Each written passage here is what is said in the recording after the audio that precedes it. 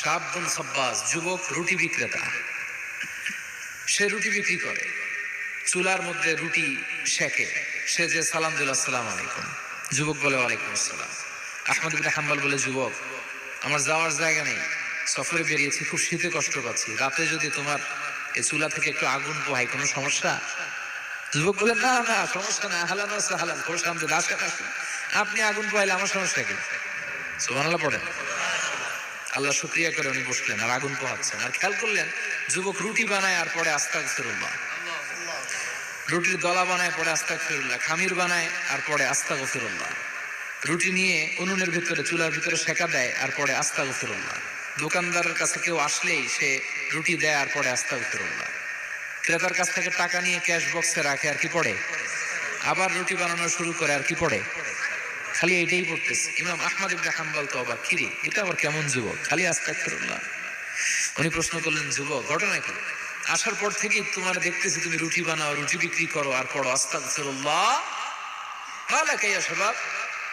যুবক বলে, আস্তাগফিরুল্লাহ আমার সবচেয়ে বেশি পছন্দের আমল, আমি সবসময় আঠার মতে ইস্তেগফারের সাথে লেগে থাকি আর সবসময় পড়তে থাকি আস্তাগফিরুল্লাহ, আর এর বদৌলতে আল্লাহ আমারে মুস্তাজাবুদ দাওয়া বানিয়ে দিয়েছে।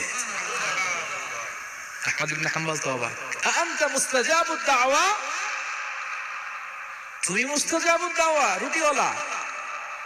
আমি এত বছর হাদিস পড়াই, আমিও তো মুস্তাজাবুদ দাওয়া না, আর তুমি রুটি বেচো বাজারে, তুমি মুস্তাজাবুদ দাওয়া, তুমি দোয়া করলে সব কবুল হয়ে যায়? যুবক বলে, না আনা মুস্তাজাবুদ দাওয়া, আমি আমার জীবনে যত দোয়া করেছি কবুল করে নিয়েছে কে? সব দোয়া কবুল করে নিয়েছে আল্লাহ, একটা দোয়া ছাড়া। কয়টা? আহমদ ইবনে হাম্বলের কৌতূহল, কিউরিওসিটি আরো বেড়ে গেল, কি সব দোয়া কবুল হয়েছে একটা দোয়া ছাড়া? মাযালিকা দুআ ইয়া শাব, কি সেই দোয়া? যুবক এবার বলতে শুরু করলো, আমার জীবনে যে দোয়াটা আল্লাহ কবুল করে নাই সেটা হচ্ছে, আমি আল্লাহর কাছে অনেক চেয়েছি, অনেক দোয়া করেছি যে আল্লাহ, শুনেছি এই জামানার সবচেয়ে বড় মুহাদ্দিস, তার নাম নাকি ইমাম আহমদ ইবনে হাম্বল, আল্লাহ তোমার কাছে আমার চাওয়া, আমি যেন এই ইমাম আহমদ ইবনে হাম্বলকে দেখে মরতে পারি, আমি যেন ইমাম আহমদ ইবনে হাম্বলের হাতে হাত রেখে মুসাফা করতে পারি আর তার কপালে একটা চুমু এঁকে দিতে পারি।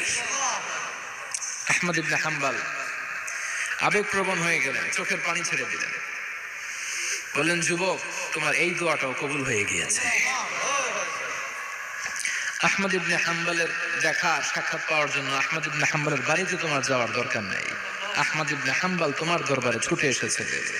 আনা আহমদ ইবনে হাম্বল মুহাদ্দিসুদ দাহর, আমি নিজেই আহমদ ইবনে হাম্বল।